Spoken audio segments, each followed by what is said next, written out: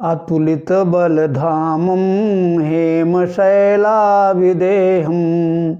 तनुजवन कृशानुं ज्ञानिनाम अग्रगण्यं सकलगुणनिधानं वानराणामधीशं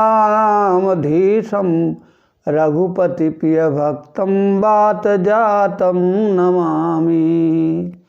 बोल सियावर रामचंद्र की जय, पवन सुत हनुमान की जय। पिछले एपिसोड में विभीषण रावण को समझा रहा है, किंतु रावण की समझ में कुछ नहीं आ रहा है, बल्कि वो विभीषण जी ये कहता है कि तुम शत्रु की तारीफ कर रहे हो और खा हमारा रहे हो, हमारे दिए हुए भवन में रह रहे हो। लेकिन विभीषण ने सोचा कि हमें फिर प्रयास करना चाहिए, क्योंकि अगर हमारे प्रयास से कुछ बात बन जाए तो रावण का भला ही होगा। अतः विभीषण कह रहा है कि सुमति कुमति सबके उर रहाई, नाथ पुराण निगम अस कहाई। जहाँ सुमति तहाँ संपत्ति नाना, जहाँ कुमति तहाँ विपत्ति निदाना। कहले हे भैया, कुमति और सुमति यानी सुबुद्धि और कुबुद्धि ये प्रत्येक मनुष्य के अंदर रहती है, ऐसा वेद पुराण कहते हैं। लेकिन जहाँ सुमति होती है वहाँ हर प्रकार की संपत्ति होती है, और जहाँ कुमति होती है वहाँ पर विपत्तियों का निदान होता है। निदाना माने खजाना, वहाँ विपत्तियाँ होती हैं। और हे राजन, तब उर कुमति बसी विपरीता, हिता नहित मानव रिपुपीता। अब तुम्हारे हृदय में इस समय कुमति ने वास कर लिया है, क्योंकि इस समय जो तुम्हारा हित चाहते हैं वे तुमको शत्रु प्रतीत होते हैं। जो हित चाहते हैं वो हितैषी नहीं लगते हैं, और शत्रु जो हैं वो मित्र लगते हैं। इसलिए तात चरण गहि मांगऊ, राखौ मोर दुलार। सीता देव राम कहू, अहित न होई तुमार। इसलिए प्रभु हम चरण पकड़ करके और आपसे विनती कर रहे हैं कि जैसे बचपन से हमारी बात आप मानते आ रहे हैं, वैसे ये बात भी हमारी मान लीजिए। आप सीता माता को, प्रभु राम को वापस दे दीजिए तो तुम्हारा अहित नहीं होगा।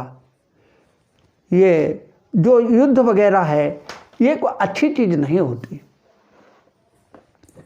रावण बड़ा क्रोधित हो गया। जब विभीषण ने सीता जी को वापस देने की बात कही तो वो कहने लगा कि मेरे पुर में रह करके और प्रीत उन तपस्वियों से करते हो, हे दुष्ट, उन्हीं के पास जाकर के और उन्हें नीति की शिक्षा दो जाकर। ऐसा कह करके रावण ने विभीषण पर लात का प्रहार किया कि अस कही कीने सि चरण प्रहारा, अनुज गहे पद बारहि बारा। तुम पितु सरिस भले मोहि मारा, राम भजे हितनाथ तुम्हारा। विभीषण ने जब देखा कि लात का प्रहार हमारे ऊपर हुआ है, फिर भी उसने अपने क्रोध को जागृत नहीं होने दिया और कहा कि बड़ा भाई पिता के समान होता है। भले ही आपने लात का प्रहार हमारे ऊपर किया है, लेकिन आप तो हमारे पिता के समान हैं। लेकिन जो मैं बात कह रहा हूं उस पर जरा ध्यान दीजिए कि राम का भजन करने से ही तुम्हारा हित होगा। और विभीषण इतना कहने के बाद वहां से चल दिया। अस कही चला विभीषण जब ही, आयु ही न भय सब तब ही। तो शंकर जी कहते हैं कि हे पार्वती जी, जहाँ साधुओं का अपमान होता है वहाँ कल्याण का नाश हो जाता है। क्योंकि संतों का अपमान जो कोई करता है उसका सर्वनाश हो जाता है। विभीषण ने सोचा कि हमारा भाई नहीं हो सकता, इसे मैं अच्छी सलाह दे रहा हूं, अब ये हमारे लात मार रहा है। अतः भाई तो हमारा हनुमान है, जिसने मुझे उचित सलाह दी है और अपने सत्संग का लाभ दिया। अब देखिए, सत्संग कभी बेकार नहीं जाता। ये घड़ी में भरा गया अलार्म की भांति है। जैसे घड़ी में हम अलार्म लगाते हैं तो उस समय नहीं बजता, वो जिस समय का अलार्म लगता है उसी समय पर वो बजता है। इस प्रकार सत्संग जब हम करते हैं तो उसका लाभ समय आने पर मिलता है। कि रावण जवै विभीषण त्यागा, भयउ विभव बिनु तवै अभागा। जब विभीषण ने रावण का त्याग कर दिया तो अब वो भाग्यहीन हो गया रावण। और विभीषण जो है सचिवों को साथ में लेकर के आकाश मार्ग को होते हुए ये कहने लगा कि सचिव संग लई नभ पथ गयऊ, सबई सुनाई कहत वस भयऊ। राम सत्य संकल्प प्रभु सभा काल बस तोरी, मैं रघुवीर शरण अब जाऊ देव जन खोरी। अब देखिए, विभीषण सचिवों को लेकर के चला। सचिव क्या है? सचिव का अर्थ है यहां सत्य, वैराग्य और सुमंत्र, अच्छे विचार। इन तीन में से जिसके पास एक भी होगा वही राम के पास पहुंच सकता है। और विभीषण के पास तो ये तीनों सचिव हैं, सत्य भी है, वैराग्य भी है और सुमंत्र भी है।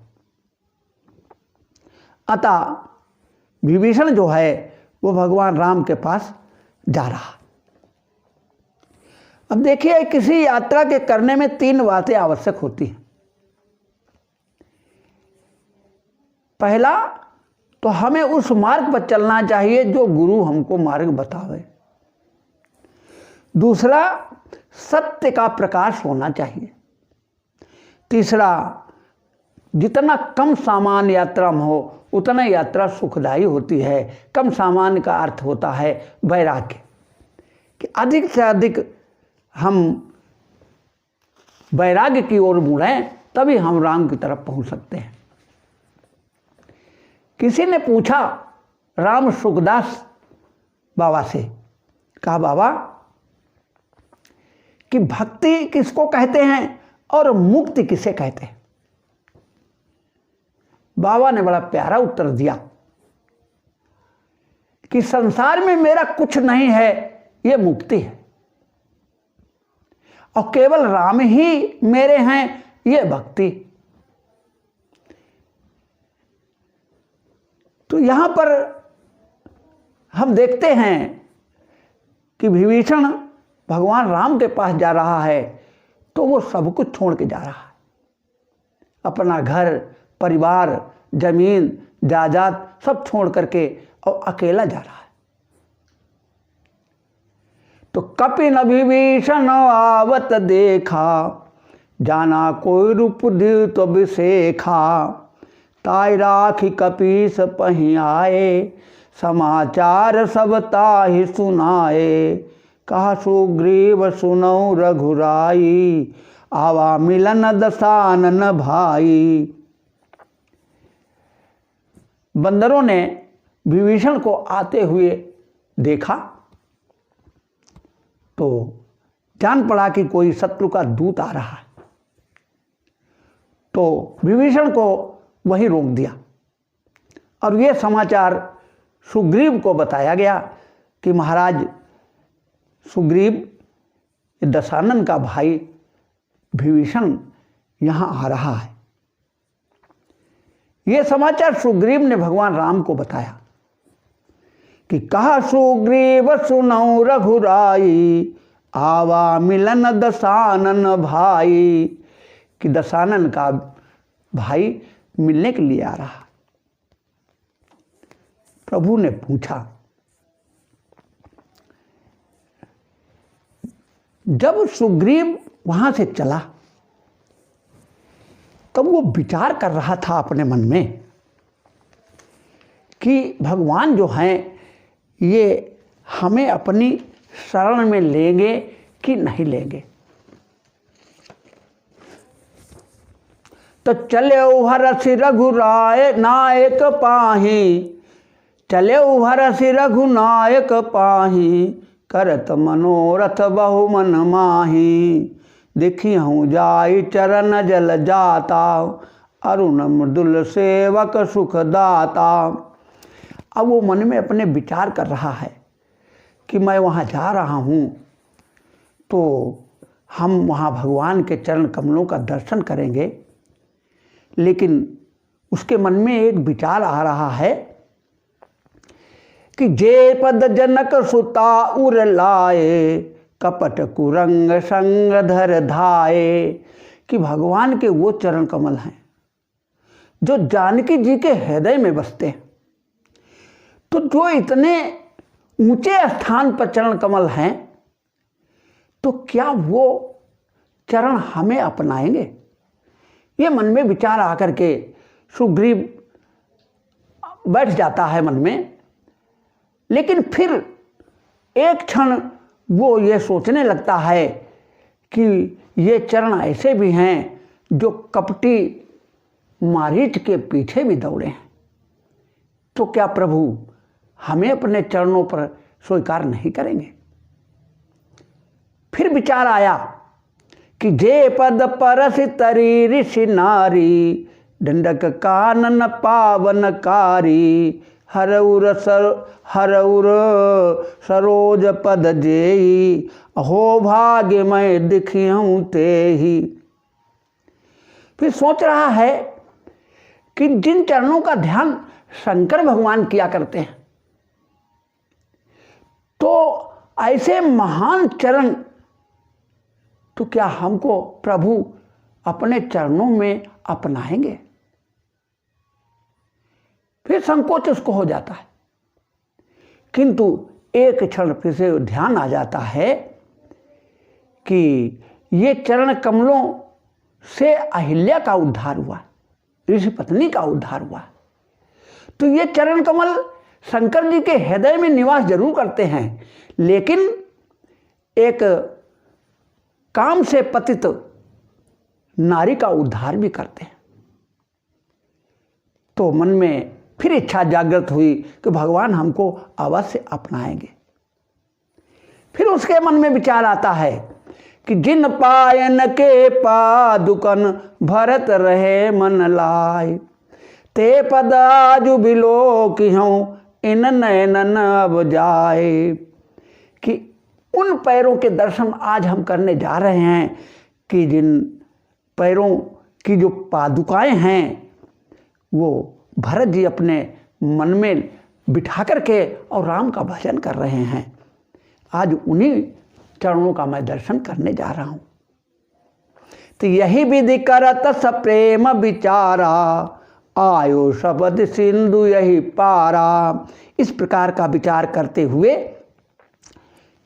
वो सागर को पार करते हुए इधर आ पहुंचा। तो जब इधर आकर के पहुंचा तो कपियों ने देखा कि सुग्रीव आ रहा है, तो उन्होंने जाकर के, कपियों ने देखा कि विभीषण आ रहा है, तो उन्होंने जाकर के सुग्रीव को समाचार बताया और सुग्रीव ने समाचार भगवान राम को बताया। तो प्रभु राम ने सुग्रीव से पूछा कि सुग्रीव, तुम्हारी क्या राय है?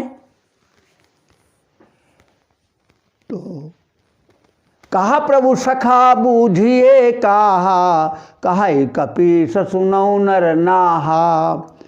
तो सुग्रीव कह रहा है कि हे प्रभु, ये निशाचर है और रावण का भाई है, तो शत्रु के भाई को तो बांध करके ही रखना चाहिए, उस पर विश्वास नहीं करना चाहिए। क्यों? जान न जाई निशाचर माया, काम रूप के कारण आया। निशाचरों की माया के विषय में जाना नहीं जा सकता, पता नहीं किस कारण से आ रहा है। भेद हमार ले न सठ आवा, राखिए बांधी मोहि असी भावा। कहा, ये हमारा भेद लेने तो नहीं आया है, तो हम तो सोच रहे हैं कि अगर भेद लेने आया है तो इसको बांध करके और कैद में रखना चाहिए। भगवान ने कहा, सुग्रीव जरा सोचो कि हम में तुम्हें कोई भेद है, या हम में हनुमान में कोई भेद है, या हम में हमारी सेना में कोई भेद है? सुग्रीव ने कहा, नहीं तो प्रभु। तो कहा, फिर ये भेद ले क्या जाएगा? जब हमारे यहाँ भेद है ही नहीं तो ये भेद क्या ले जाएगा हमारे? और जब भेद ही नहीं है तो इससे डरना क्या? और रही बात निशाचरों की, तो निशाचरों से क्या डरना? निशाचर तो लक्ष्मण एक निमिष में पूरी पृथ्वी के निशाचरों का नाश कर सकते हैं।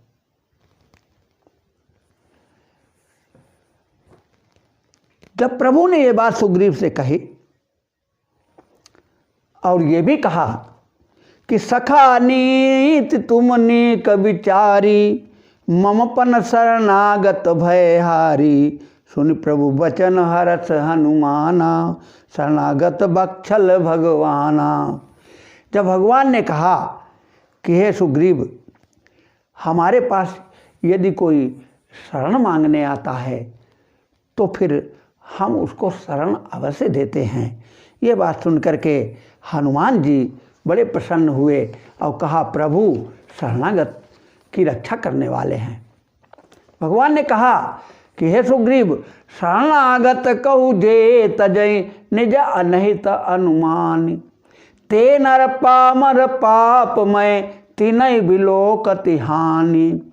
कि जो शरणागत को त्यागते हैं अपने हित अनहित को जान करके, तो वो ऐसे नर मूर्ख हैं और वो पापी हैं, उनको देखने में भी हानि होती है। और प्रभु ने कहा कि कोटि विप्रबद लागई जाहू, आए शरण तजऊ नहीं ताहू, सन्मुख होई जीव मोहि जबहि, कोटि जन्म अगनाशई तबहि। निर्मल मन जन सो मोहि पावा, मोहि कपट छल छिद्र न भावा। प्रभु ने कहा कि चाहेंगे सब पापी हो और हमारे सन्मुख अगर आ जाता है तो करोड़ों जन्म के पाप उसके नष्ट हो जाते और वो पाप रहित हो जाता है।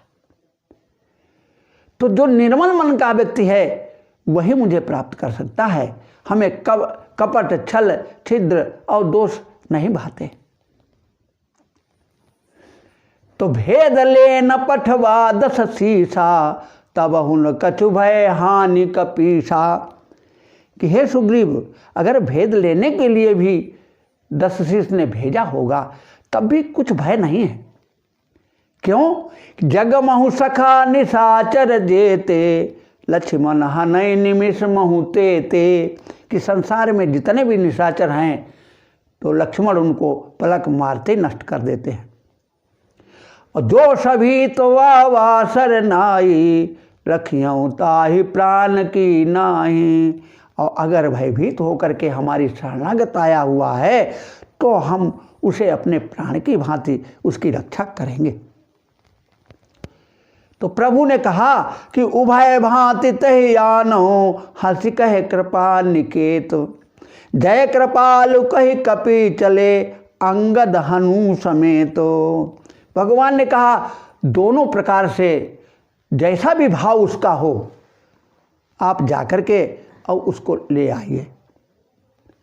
प्रसन्न होकर के भगवान राम ने कहा तो जो है भगवान की जय जयकार करते हुए अंगद और हनुमान दोनों उसे लेने के लिए चले। जब अंगद और हनुमान चले तो हनुमान ने मान तो अपना छोड़ दिया और खाली हनु शब्द के प्रयोग से आगे बढ़े। सादर ते ही आगे करि बानर, चले जहाँ रघुपति करुणा कर। अब बंदरों ने आगे तो उस विभीषण को कर लिया और भगवान राम के पास पहुँचे।